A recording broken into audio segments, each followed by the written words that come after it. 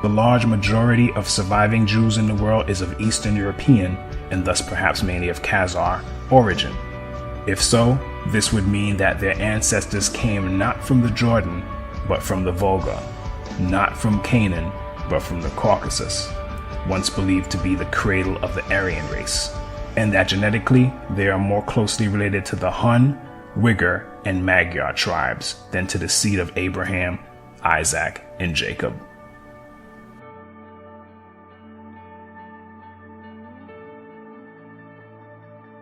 Tell me, what did you mean in the title of your book that the Jewish people had been invented? It isn't a provocation. I meant it. I think that the Jewish people was invented. Like the French people, like the Italian people. You see, to build nations in the modern times, historians started to build to the past peoples. Between these peoples, I think that in the second half of the 19th century, the Jewish people was invented. Shlomo Sand, an Israeli emeritus professor of history at Tel Aviv University, wrote a book called The Invention of the Jewish People, in which he agrees with a lot of what Arthur Koestler brought forth concerning the Khazarian origins of the so-called Jews.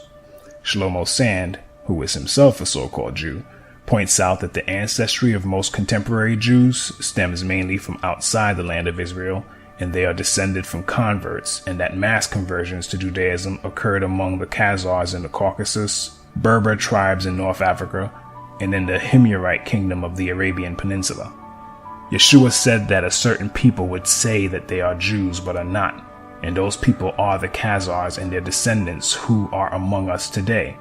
And the fact that many sources can be found among these people which proclaim their true origins is astounding. On page 226 of his book, Sand writes, another early source attesting to the collective conversion of the Khazars is a Karaite one. In about 973 CE, one Yaakov Kerkasani, a scholarly traveler who was quite familiar with the regions around Khazaria, wrote a commentary in Aramaic on the verse, Elohim shall enlarge Japheth, Genesis 9:27.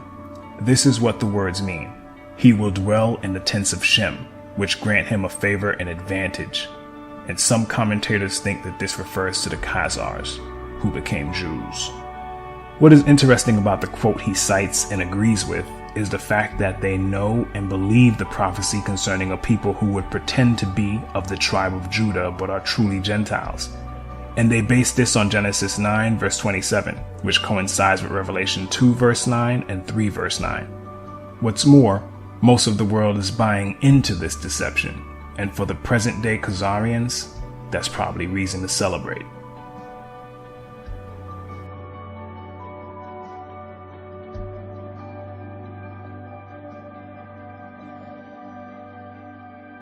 But getting back to Arthur Koestler on this subject, he writes, the Jews of our times fall into two main divisions, Sephardim and Ashkenazim.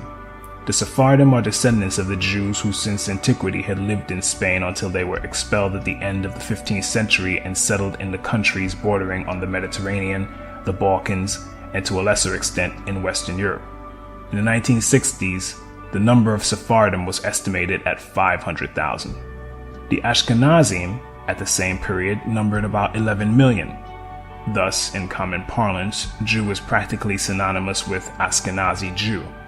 It should be mentioned that the Ashkenaz of the Bible refers to a people living somewhere in the vicinity of Mount Ararat and Armenia.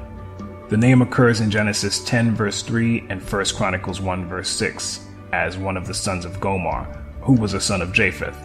Ashkenaz is also a brother of Togarma and a nephew of Magog, whom the Khazars, according to King Joseph, claimed as their ancestor. But worse was to come, for Ashkenaz is also named in Jeremiah 51 verse 27, where the prophet calls his people and their allies to rise and destroy Babylon. Call thee upon the kingdoms of Ararat, Mini, and Ashkenaz. This passage was interpreted by the famous Saadia Gaon, spiritual leader of Oriental Jewry in the 10th century, as a prophecy relating to his own times. Babylon symbolized the Caliphate of Baghdad, and the Ashkenaz who were to attack it were either the Khazars themselves or some allied tribe. So, as we have seen from the words of Arthur Koestler, historically, the Khazars and their descendants do not identify with Shem,